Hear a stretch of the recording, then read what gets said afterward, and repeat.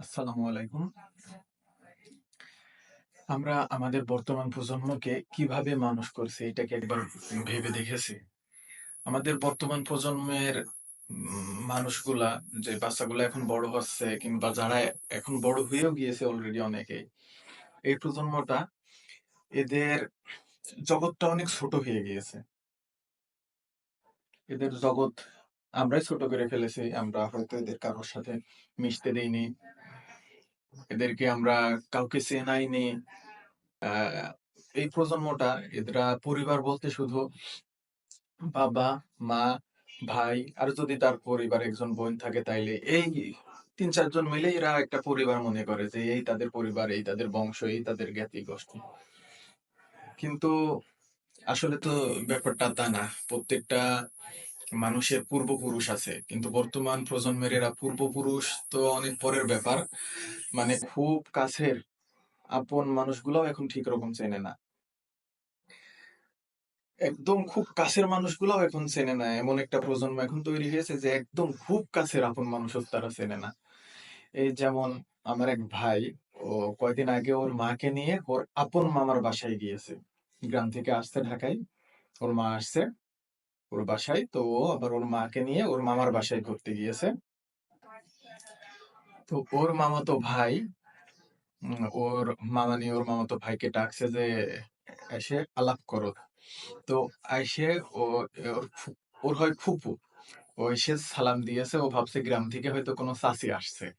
ও এসে ওর ফুপুকে সালাম দিয়ে জিজ্ঞেস করছে যে চাচি আপনি কেমন আছেন। তো ওর আপন ফুপু ও চেনে না।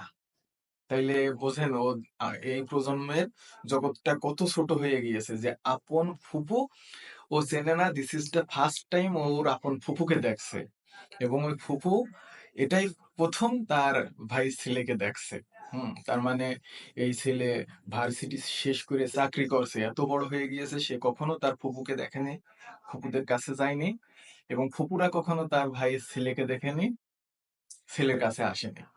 তো আসলে ব্যাপারটা কেমন বলেন? কত এরা এই এত কাছের মানুষ, এত কাছের আপন মানুষ, যে তাকে চেনে না, তাইলে এদের জগৎটা কত ছোট হয়ে গিয়েছে। আরো আরেকটা ব্যাপার বলি। এইবার ঈদে, এই রমজানের ঈদে আমি বাড়ি গেছি বেশ কিছু, কয়েকদিন আগেই, ঈদের 10 দিন আগে আমি বাড়ি গেছি। যাই এলাকার পোলাপানের সাথে, ছোট ছোট ছেলেপেলের সাথে আমি বেশি মিশি, যেহেতু আমার বন্ধুরা এখন আর বাড়িতে সেমন কেউ নেই, সবাই দেশ বিদেশ ঘুরছে, আবার ঢাকাতেও আছে, সবাই কর্মজীবনে ব্যস্ত, যে কারণে এখন বেশিরভাগ আমি বাড়িতে গেলে ছোট ছেলেপেলেদের সাথে ঘুরে ঘুরে বেড়াই, ভাতিজাদের সাথে। তো আমি আমাদের দোকানের সামনে একটা খাটলায় বসে আছি তীরমণিতে। আমার চাচতো ভাই, ও এবার ক্লাস 7-এ পড়ে। ওর ডাক দিলাম যে এই এদিকে আয়। এসে বললাম পাশে বয়, বসলো। আমি ওর জিজ্ঞেস করছি যে আমি তোর কি হই বলতো। ও বলছে আপনি আমার ভাই হন। আমি বলছি আমার নাম কি, বলছে ভাই আমি নাম জানি না। আর আমার চাচতো ভাই, ক্লাস 7-এ পড়ে, ওর নাম রাত। আমি জানি ওর নাম, হ্যাঁ। ওর সাথে ও ছোট ছিল, সেই সময়ই আমরা মোটামুটি বাড়ি ছাড়া, মানে পুরুষ মানুষ একবার বাড়ি ছাড়লে আসলে আর বাড়িতে ফেরা হয় না একবারে, এই কারণে ডিস্টেন্সটা হয়ে যায়। তো ওরা, আমি বলছি যে আমার নাম জানিস না, বলছে না ভাইয়া, ভাইয়া হন এইটা জানি কিন্তু নাম জানি না। বললাম যাক ভালো। তো আমি ওইখানে বসেই আমার আরেক স্বাস্থ্য ভাইকে ফোন দিলাম যে তিতাস আর আবির, ওদের ফোন দিলাম যে ভাই, শেষ রোজায় অথবা 29 রোজায় আমরা হচ্ছে শুধু আমাদের চাচাতো ভাই ভাতিজা যেগুলো আমরা বাড়িতে আছি, শেষ রোজায় আমরা একসাথে ইফতারি করতে হবে। একদম বাচ্চা থেকে শুরু করে বড় পর্যন্ত যে চাচাতো ভাইগুলো আছি সবাই একসাথে ইফতারি করতে হবে, এটা অ্যারেঞ্জ কর। ওরা বললো ঠিক আছে ভাই, ঠিক আছে ভাই, অসুবিধা নেই, আমরা করতে হবে। তো 29 রোজায় আমি সবাইকে ডাকছি, ছোট ভাই ভাতিজা যা আছে একদম পিস্তি পাচ্ছা নিয়ে, ওদের সবাইকে নিয়ে একসাথে ইফতারি করছি। তো প্ল্যান করছি যে এখন থেকে প্রত্যেক ঈদেই যখন বাড়ি যাব ওদের সাথে করে খাওয়া দাওয়া করবো। আহ রোজার সময় হয়তো ইফতারি, অথবা এই যে কোরবানির ঈদেও ইচ্ছা আছে যে ওদের নিয়ে একটা পিকনিক করার ছোটখাটো। যেহেতু ওরা আস্তে আস্তে আহ, আপন মানুষদেরও ভুলে যাচ্ছে, আপন মানুষদেরও চেনছে না। তো এটাই হচ্ছে এখনকার প্রজন্মের আহ, মানে বড় হওয়ার একটা উম, বিশেষ একটা পরিস্থিতি।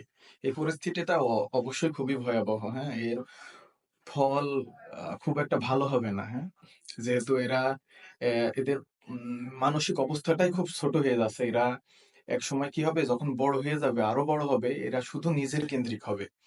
এরা বড় হয়ে যাওয়ার পরে এরা নিজের বাপ মাকেও ওইভাবে উম, গুনায় ধরবে না। যেহেতু ওরা মেন্টালিটিটা এতই ছোট যে বাপ মাকে ওরা মনে করবে যে আমার পরিবারের কেউ না। যখন ওর বাচ্চা কাচ্চা হয়ে যাবে ভাববে যে বাপ মা আর আমার পরিবারের কেউ না। এই কারণে মানসিক অবস্থাটা বড় করার জন্য এই বংশের সবার সাথে এদের সম্পর্ক রাখা উচিত। যে চাস্তো ভাই, চাস্তো বোন, চাস্তো দাদা, চাস্তো ফুপু সবার সাথে। যে পোলাপানরা আপন ফুপুকে চেনে না, তারা কি চাস্তো ফুপু, চাস্তো দাদা এইসব চিনবে নাকি? কখনো না। এখনকার পোলাপান ইভেন আমার ভাতিজাদেরও যদি আমি জিজ্ঞেস করি যে বাপ, বলতো তোর দাদারা কয় ভাই, আমার দৃঢ় বিশ্বাস আমার ভাতিজারা বলতে পারবে না ঠিক রকম। হ্যাঁ, যে আমার দাদারা কয় ভাই আর দাদার কয়টা বোন আছে, এটা তো ইম্পসিবল, এটা সম্ভব না ওদের দিয়ে বলা।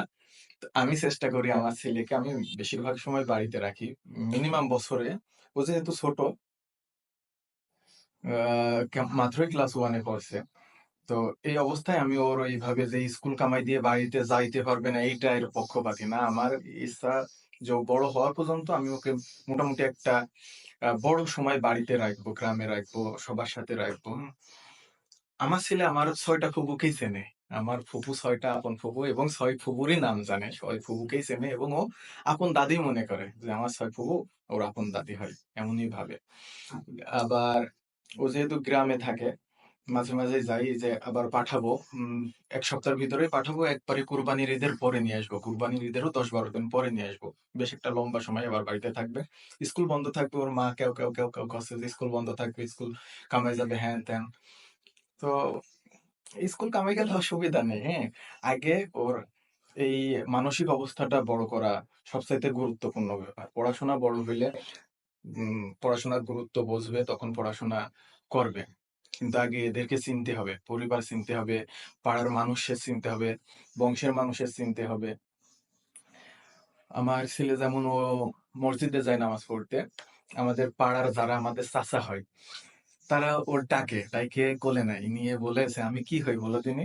ও বলে যে দাদু হও।